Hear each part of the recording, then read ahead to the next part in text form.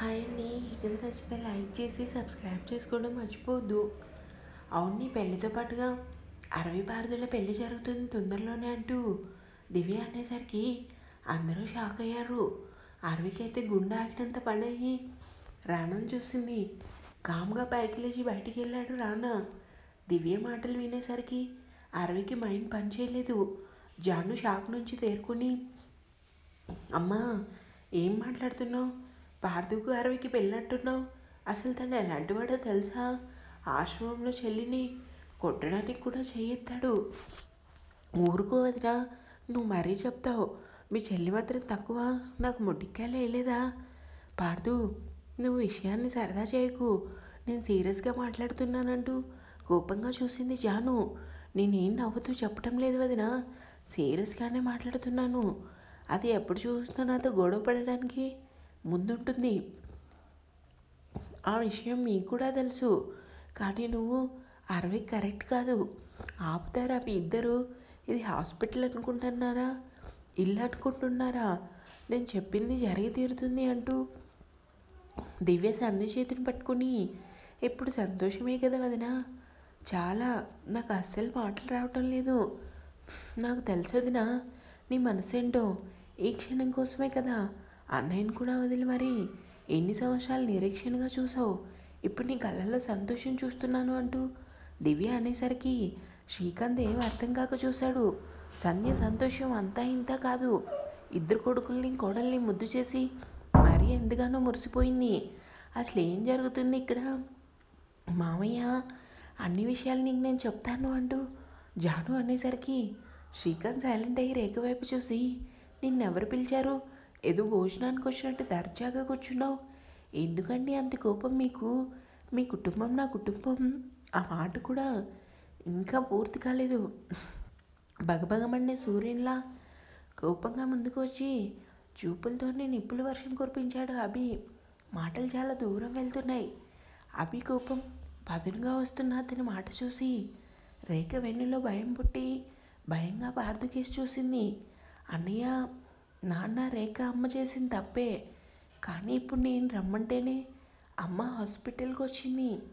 Please అన్నయ్య, నీకు ఇష్టం లేకపోతే చెప్పు, పంపించేస్తాను. కానీ అందరి ముందు అమ్మని ఏమనుకు. ఏ, నీకు బాధగా ఉందా? అది కాదన్నయ్య, మర్యాదగా ఇక్కడి నుంచి వెళ్ళండి. కోపంలో ఏం చేస్తానో నాకే తెలీదు. అయినా అన్నీ తెలిసి నువ్వు ఎలా ఆవిడ్ని ఇక్కడికి ఎందుకు తీసుకొని వచ్చావు? అమ్మ కోసమైతే మధ్యలో ఆవిడ ఎందుకు చెప్పు? నాకు తెలుసురా నీ గురించి. అమ్మ మనసు మార్చినంత సులువుగా మా మనసుల్ని నువ్వు మార్చలేవు. అవి ఎందుకురా తమ్ముడి మీద గొడవ పడుతున్నావు? ప్లీజ్ అమ్మా అంటూ పార్థకు దూరంగా జరిగి అరవింద్ చూశాడు. ఒకప్పుడే అరవింద్ ముఖంలా లేదు. ఎర్రగా ఉన్న ఆమె కళ్ళే చెప్తున్నాయి లోపల ఆమె మనసు ఎంత నలిగిపోతుందో. నాన్న, నేను ఫ్రెష్ అయ్యి వస్తాను అంటూ అభి ఫాస్ట్గా బయటకు వచ్చాడు. కానీ అక్కడ రానా లేకపోవడంతో వెంటనే రానా కాల్ చేశాడు. ఫోన్ లిఫ్ట్ చేయకపోవడంతో అభి ఆలోచిస్తూ తన తప్పుడు చేసిన పనికి ఎంతగానో కోపం తెచ్చుకున్నాడు. సోఫాలో కూర్చొని టీవీ వాల్యూమ్ పెట్టి మంచి సినిమా చూస్తున్నాడు రానా. చేతిలో సిగరెట్ని ఒక దమ్ములాగి వదిలి ఆ పొగటి గాల్లో వదిలాడు. కంగారుగా లోపలికి వచ్చిన శక్తి రానాని చూసి షాక్ అయ్యాడు. రే, ఏంట్రా ఇది? అక్కడ హాస్పిటల్లో అంత రచ్చ జరిగినా నువ్వేంట్రా ఇంత సైలెంట్గా ఉన్నావు? ఫోన్ పదే పదే రింగ్ అవుతుంటే రానా ఫోన్ లిఫ్ట్ చేయకుండా, ఒకవైపు శక్తి మాటలు పట్టించుకోకుండా సినిమా చూసేసరికి శక్తికి విపరీతమైన కోపం వచ్చింది. రానా అంటూ గట్టిగా అరిచాడు. ఎంతగా అంటే ఆ రూమ్ అంతా దద్దరెళ్ళేలా. ఏంటి? కూల్గా వచ్చిన రానా మాటకి అభి ఫోన్ చేసి విషయం చెప్పాడు. తెలిసింది కదా, ఇంకా ఎందుకు ఈ మీటింగ్?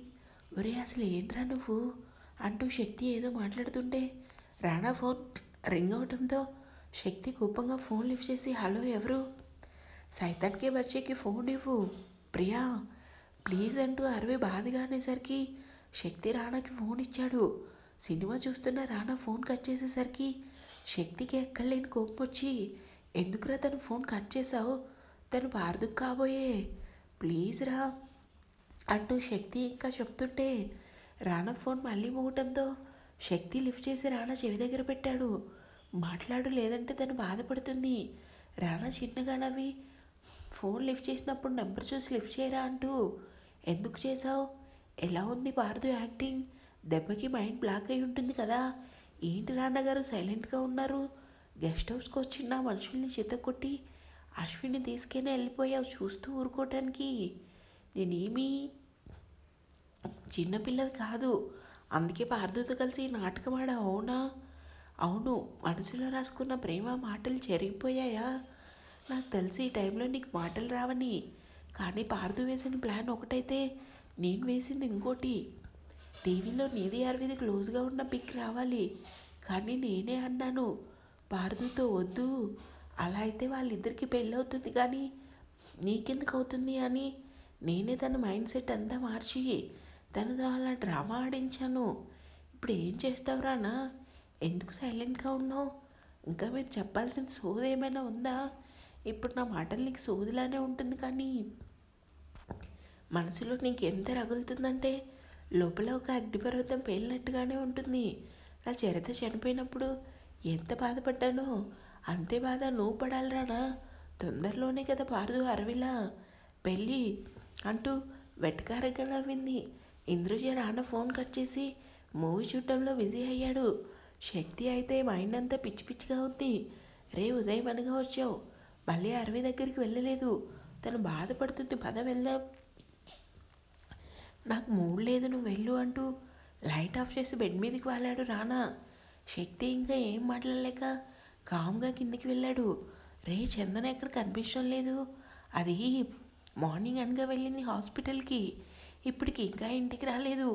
ఫోన్ చేస్తుంటే మళ్ళీ చేస్తాను బిజీ అని అంటుంది. అరవికి యాక్సిడెంట్ అయితే వాడేంట్రా రూమ్లో ఉన్నాడు, అసలు ఏం చేస్తున్నారు మీరంతా అంటూ కోపంగా అడిగింది సుశాంతి. అప్పుడే రూమ్ నుంచి బయటకు వచ్చిన శేఖర్, ఏమైంది సుశాంతి, వాడి మీద అరుస్తున్నావు? ఒక్కొక్కరు ఒక్కో రకంగా తయారయ్యారు. పదండి, టైం అవుతుంది. ఎక్కడికమ్మా? ఇంకెక్కడికి? అరవి దగ్గరికి అంటూ సునీత, శేఖర్ ఇద్దరు బయటికి వెళ్ళారు. వాళ్ళ వెనకే శక్తి కూడా వెళ్ళాడు.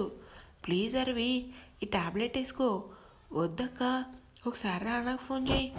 ఇప్పటికీ 100 సార్లైనా చేసుంటాను కానీ తను లిఫ్ట్ చేయటం లేదు. ఇటువంటి పరిస్థితుల్లో కూడా ఎందుకే తన కోసం అంత ఆరాటపడుతున్నావు? వాడు చేసిన పనికి నిజంగా నాకు చంపేయాలన్నంత కోపం వస్తుందక్క. ఆ పార్దు ఇంత పని చేస్తాడని నేను అసలు అనుకోలేదు. కానీ ఎందుకక్క అమ్మ సడన్గా పెళ్ళంటుంది? నిన్నొకటి అడగనా? ఏంటి? అడగలేదు, జస్ట్ లుక్ ఇచ్చింది అరవి. రానా నిన్ను లవ్ చేస్తున్నట్టు నీకు చెప్పాడా, లేదంటే ప్రపోజ్ చేశాడా? మాట్లాడవేంటే? నా దగ్గర సమాధానం లేదు కానీ. కానీ చెప్పు అక్కడ, నేను ఇంకా మాట్లాడలేను అంటూ జాను చేతిలో ఉన్న ఫోన్ తీసుకొని అది కష్టం మీద రానాకు ఫోన్ చేసింది అరవి. కానీ ఎందుకీ అతను లిఫ్ట్ చేయకపోవడంతో కాసేపు రెస్ట్ తీసుకుంటానక్క. అప్పుడే లోపలికి వచ్చిన దివ్య, అరవి ఎలా ఉంది మా? బాగానే ఉందమ్మా, భోజనం చేశారా అందరూ? కాస్త కుదురుగా పడుకో, ఈ టైంలో కూడా ఎందుకు లోడలోడా వాగుతావు అంటూ చిన్నగా మందలించిన దివ్యని చూడగానే రానా గుర్తొచ్చి మనసులో నవ్వుకుంది అరవి. ఎలా ఉంది అరవి అంటూ లోపలికి వచ్చారు సుశాంతి, శేఖర్. వాళ్ళని చూడగానే అరవి నవ్వుతూ బాగుందాంటీ అంటూ వాళ్ళ వెనక రానా ఉన్నాడేమో అని చూసింది. కానీ అతను రాకపోయేసరికి బాధగా శక్తి వైపు చూసింది. ఎలా ఉన్నావు అరవి? బాగున్నాను అంకుల్. శేఖర్ని చూసిన దివ్య శ్రీనివాస్కి యాక్షన్ చేయటం గుర్తొచ్చి అక్కడ ఉండలేక బయటకు వచ్చేసింది. దివ్య అలా వెళ్ళటం ఏమాత్రం శేఖర్కి నచ్చలేదు. చందన రాలేదా అంకుల్? తను హాస్పిటల్లో ఉంది మా అంటూ శేఖర్ తప్పక అక్కడే ఉన్న చైర్లో కూర్చున్నాడు. కాసేపు అరవితో సుశాంతి మాట్లాడి శేఖర్ ముఖం చూసింది. ఏమైంది దీనికి కోపంగా ఉన్నారు? రానా రాలేదా ఆంటీ? ఉదయం అనగా వచ్చాడు, రూమ్లోనే ఉన్నాడు, ఆఫీస్కి కూడా వెళ్ళలేదు. తినకుండా మార్నింగ్ నుంచి టీవీ చూస్తున్నాడు. ఏంటి టీవీ చూస్తున్నారా? నమ్మలేక అడిగి శక్తి వైపు చూసింది. శక్తి బాధగా అరవి వైపు చూశాడు. అంటే నా ఫోన్ కావాలని లిఫ్ట్ చేయలేదు. నేను ఇంకా మీటింగ్లో బిజీగా ఉన్నాడేమో అనుకున్నా. ఎందుకు ఇలా చేస్తున్నాడు అనుకుని అరవి ఆలోచిస్తుండే, జాగ్రత్తగా ఉండు తల్లి, నేను మళ్ళీ వస్తామంటూ పైకి లేచాడు శేఖర్. సుశాంతి ఆశ్చర్యంగా, ఏవండి వెళ్దామా, జాగ్రత్త అరవే అంటూ సుశాంతి శేఖర్ బయటకు వచ్చారు. ఏమైందండి సడన్గా అలా వెళ్ళిపోదామంటున్నారు? ప్లీజ్ సుశాంతి, నాకు తలనొప్పిగా ఉంది పదా అంటూ ఫాస్ట్గా బయటికి వెళ్ళాడు. సుశాంతి ఏం అర్థం కాక శేఖర్తో పాటుగా బయటికి నడిచింది. శక్తి అర్థమైంది కానీ వాడు ఎందుకు అలా ఉన్నాడో నాకే అర్థం కావడం లేదు. ఒకసారి తనకు ఫోన్ చేయి. నేను చేసిందే ఏంటి? ఇప్పుడు ఎవరు చేసినా వాడు లిఫ్ట్ చేయడు. ఎందుకు పడుకున్నాడు ఏంటి? అంటూ చైర్లో కూర్చొని మర్చిపోవాడిని. ఎందుకు టైం వేస్ట్ అంతే. శక్తి అన్న మాటకి అరవికి ఎంత కోపం వచ్చిందంటే తన చేతికి అందిన యాపిల్ శక్తి మీదకి విసిరింది. జాను భయంగా చూసింది. అరవి తప్పు అలా విసరకూడదు. నువ్వు ఉండక్క, నువ్వేం చేస్తావో నాకు తెలీదు. వాడు 10 నిమిషాల్లో ఇక్కడ ఉండాలి. వాడు ఏమన్నా చాక్లెట్నా ఇలా వెళ్ళి చేత్తో అలా పట్టుకొని వచ్చేయటానికి? అసలు సైతానికి వచ్చే ఎందుకు అలా ఉన్నాడో నీకు తెలీదా? ఇప్పటి వరకు వాడితో వాదించి ఇంకా మాట్లాడే ఓపిక లేక ఇక్కడికి వచ్చాను. అరవి బాధగా కళ్ళు మూసుకుంది. ఈ టైంలో నువ్వు అలా ఉండటం కరెక్ట్ కాదు అరవి. వాడి గురించి నీకు బాగా తెలుసు. వాడు ఎందుకు అలా ఉన్నాడో నీ మనసును అడుగు, నీకు సమాధానం దొరుకుతుందని శక్తి అనేసరికి అరవి లోపలే ఎంతగానో బాధపడింది. ఇంకా ఉంది కీప్ వాచింగ్.